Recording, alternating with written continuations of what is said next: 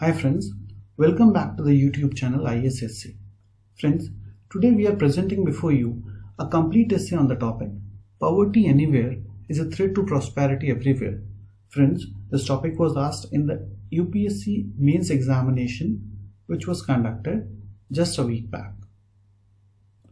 In this video today, we'll explain how this essay can be written in the examination hall step by step. Friends, once you have chosen the topic on which you are going to write the essay in the examination hall, the first step is identifying the central idea of the topic. Central idea means the central message around which your whole essay revolves. Your every line and every paragraph of the essay is basically meant to establish the central idea of your essay. Now let's see what is the central idea of the topic Poverty Anywhere is threat to prosperity everywhere.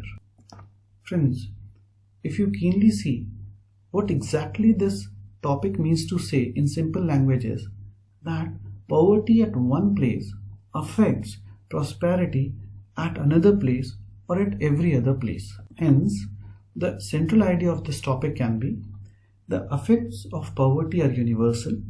They go beyond the place where poverty exists and affect the whole world. Hence, we need to remove poverty everywhere if we want to sustain prosperity anywhere in the world. So around this central idea, we'll create the broad structure in which we'll write this essay. Let us see how. First is, the effects of poverty are universal in nature. The first thing you have to do is to explain why is this so. The second aspect is, the effects of poverty go beyond the place of existence of poverty and affect the whole world. So you have to explain how does this happen, in which ways does this thing actually happen. The third aspect is that we need to remove poverty everywhere. So third aspect of our essay will be what shall be done to alleviate the poverty, that is we'll be giving solutions to the poverty. If you add introduction and conclusion to these three basic things, what you get is the broad structure in which you will be writing your essay.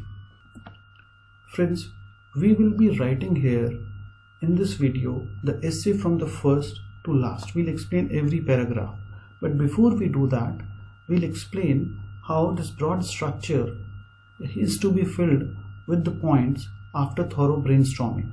Once we make the structure, we'll explain in detail how every point is to be written in the essay in actual or in real exam. Let us start with introduction. Of course, introduction can be of many types. It can be a quote, or it can be an imaginary story, it can be an anecdote, or it can take anything from the recent world reports or a news headline, provided it establishes the relationship between poverty and the world prosperity. In today's essay, we'll be using the quote by the ex-UN General Secretary Ban Ki-moon. Then we will come to the second aspect of our structure, that is why poverty at one place can be a threat to other places in the world. Here we will be explaining the interconnected nature of the world. So the second paragraph or second aspect will be explaining the impact of poverty happening in other areas of the world due to the interconnected nature of the world. Then we come to the third aspect of our essay, that is in what ways poverty affects prosperity in other parts of the world. This will require a little detailed brainstorming. So first, we'll talk about the effects that poverty can have locally. These will include hunger, malnutrition, unemployment, disease, lack of access to health, education and sanitation, crime and instability.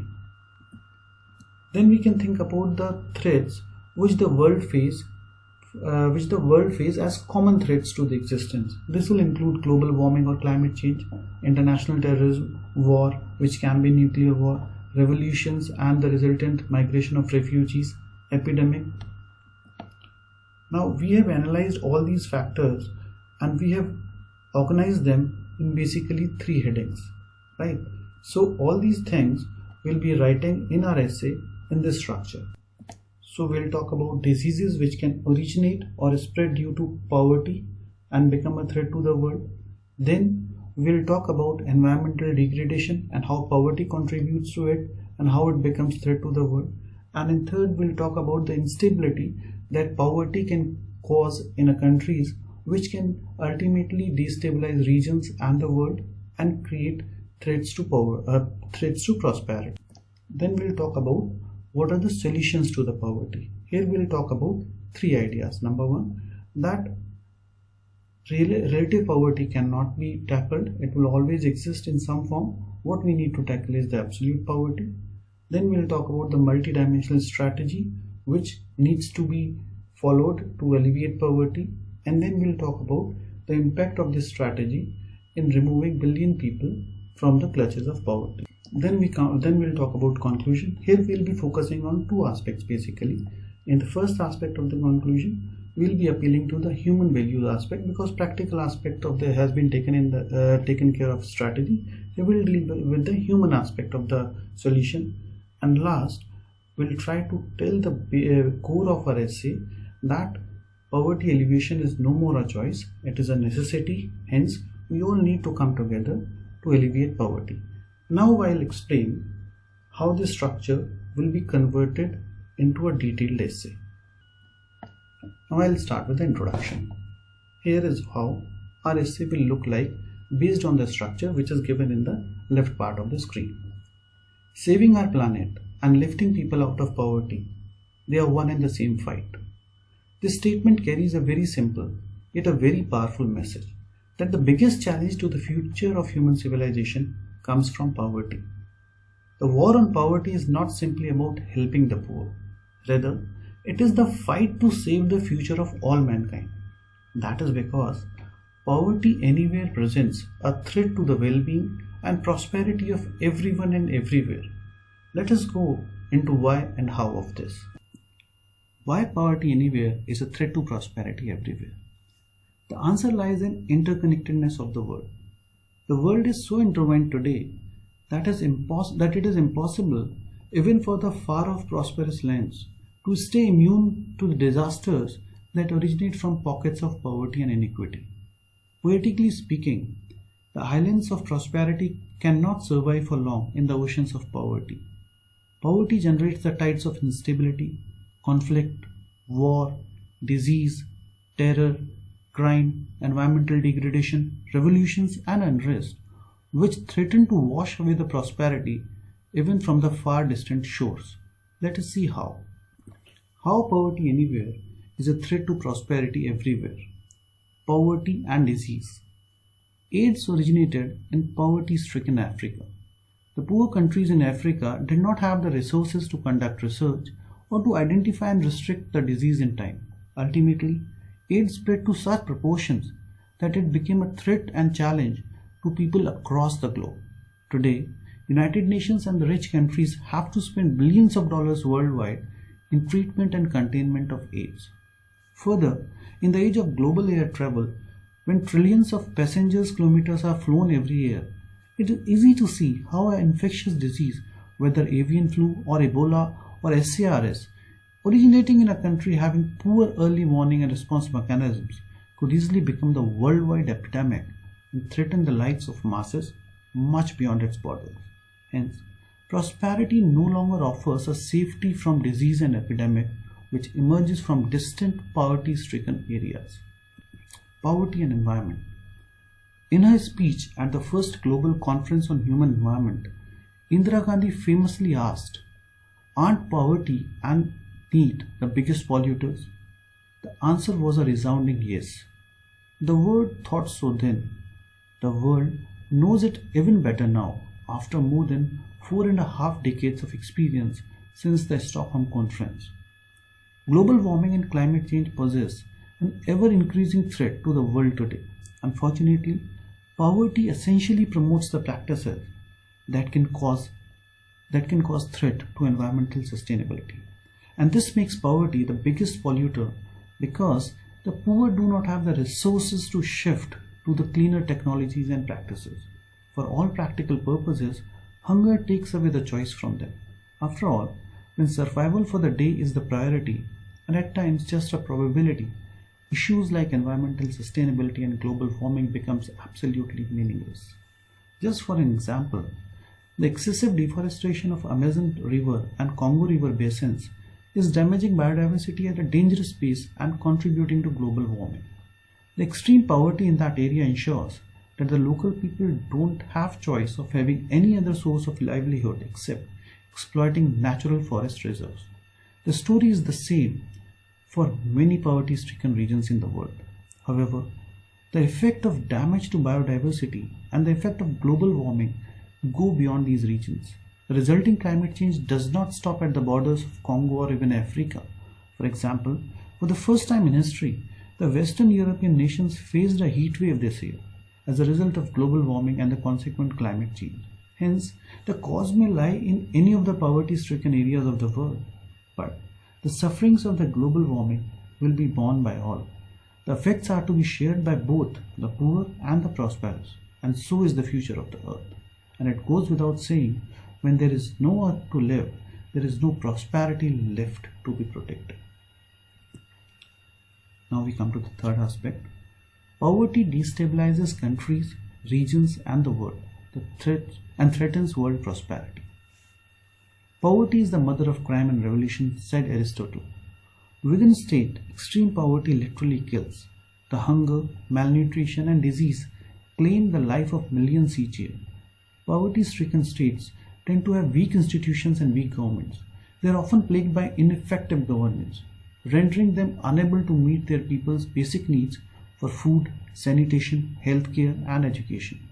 Weak governments are often unable to adequately control their territory, leaving lawless areas and natural resources to be hijacked by predatory actors. Such fragile states can become breeding grounds for criminal activity, internal strife, or terrorist network, and often all the three simultaneously. So what we have done basically here is we have related all the impacts of poverty to the instability of a country and how that instability of the country results into terrorist networks, etc., which are a threat to the countries anywhere in the world. Going further, extreme poverty exhausts governing institutions, depletes resources, weakens leaders, and crushes hope, fueling a volatile mix of desperation and instability. Poor, fragile states can explode into violence or implode into collapse, imperiling their citizens, regional neighbors, and the wider world as livelihoods are crushed, investors flee,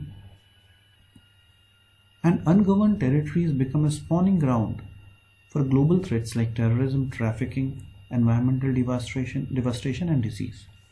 The Arab Spring revolutions are an example of how poverty causes instability and consequences beyond its area of existence. What started as an act of defiance by a frustrated, poverty-stricken fruit vendor in Tunisia became a revolution for regime change. It spread into similar uprisings in Libya, Egypt, Yemen, Syria, and Bahrain. Large-scale conflicts and violence followed. Consequently, waves of refugees who were running for their lives entered the developed countries like Germany, France, Italy, and so on. Stuck in poverty, misery, and hopelessness, some of them turned rogue and got drawn into terrorism. Hence, poverty and the resulting inequity and frustration in Middle East nations became a threat of terrorism, crime, unrest, and humanitarian crisis for prosperous countries of Europe and the world. Therefore, if prosperity has to be aspired for future generations anywhere in the world, poverty needs to be alleviated everywhere in the world. So basically what we have done is, friends, we have shown that through disease which can spread, through effects on environment, and through instability that is caused by poverty in the countries and the regions, there is a possibility that the sustenance of the planet and the prosperity at any part of the planet is basically under threat. Right? So now establish the first aspect of our central idea. Now we move to the next aspect, that is the solutions. We have started it, we have stated combating poverty as a subheading for it. Now I will start reading again. Combating poverty. Relative poverty will always exist to some extent, as perfect equity is an unending quest. The real concern is the absolute poverty or the extreme poverty. As far as the efforts to reduce extreme poverty are concerned, it is now firmly established worldwide that reducing poverty is not just a matter of simply increasing the income of the poor. To free someone from the clutches of extreme poverty permanently, a sustained multidimensional approach is the only way out. Hence, poverty alleviation efforts combine many parallel dimensions: access to healthcare, nutrition and food security, access to quality education and skill development, access to clean water and sanitation, promoting gender equality and women empowerment, affordable energy, more equitable economic growth, microfinancing, innovative use of technology to create opportunities for poor, progressively creating social security systems for those who can't support themselves, etc. The efforts have shown encouraging results. Statistics show that compared to 1990, the number of people living in poverty are 35% less. Effectively, around 1 billion people have been raised above poverty in one generation. So now we have talked about the solutions that exist, the strategies which we have followed. Now we are moving towards conclusion, and conclusion will be future looking. It will be giving certain humanitarian values to our essay. Poverty-free world, the only choice for mankind. Now, compared to the statistics we have just given, that the billion have been taken above the poverty line, we continue our essay. However, the stark reality of poverty still stares at us. Nearly half of the world's populations, that is more than 3 billion, live on less than $2.5 a day. More than 1.3 billion live in extreme poverty, that is less than $1.25 a day. According to UNICEF, 22,000 children die every day due to poverty. Hunger is the number one cause of death in the world, killing more than HIV/AIDS, malaria and tuberculosis combined. This becomes more shocking when we realize poverty is an artificially created phenomenon. Ultimately, it is the result of man-made structures and systems. It is not that the food produced in the world is insufficient and that is why hunger deaths are caused. The yearly food production in the world is 17% more than required for consumption for all mankind. This reminds one of what Gandhiji said: the earth provides enough for everyone's need, but not everyone's greed. Oxfam estimates that it would take $60 billion annually to end extreme global poverty. That's less than 1/4 the income of the top 100 richest billionaires. Just 100 persons in 6 billion strong humanity earn 4 times than what is needed to eliminate world poverty. This makes one ponder that maybe the reason for extreme poverty around the world is not the dearth of income or resources, rather it is lack of intent and empathy in all of us as mankind. As someone has said, poverty of goods can be easily cured, but poverty of soul impossible. But this needs to change. This has to change. The sooner we realize it, the better. Because poverty alleviation today is not a choice. It is not something that rich nations, organizations, or persons need to do out of the weight on their moral conscience, seeing the misery and poverty around. In a world where boundaries and borders have blurred, and where seemingly distant threats can dangerously transform into immediate problems, the fight against global poverty has become a fight of necessity, not simply because personal morality demands it, but because global security and prosperity does. Hence, poverty-free world is the only version of the world that can ensure sustainability and prosperity for all. This quote from Ban Ki-moon can so aptly conclude this argument for poverty-free world. There is no plan B because there is no planet B. So friends, this was the essay on the topic that poverty anywhere can be a threat to prosperity everywhere. If you simply want to read the complete essay, then you can directly go to the description box of the video given below, or In the comment section, you write your email address or your contact number. We'll send the PDF file of this essay either to your email address or to the contact number on which you have WhatsApp. Friends, if you have any doubt or any question, feel free to ask in the comment section below the video. We'll reply to your answer or to your query or to your question here only. If you want to see our video on how to prepare for essays, please see the link which we have given below. And if you want to get notified about the videos relating to essay paper of the UPSC, then you please subscribe this channel IASessay. Thank you so much. Wish you all the best in your essay preparation and UPSC preparation.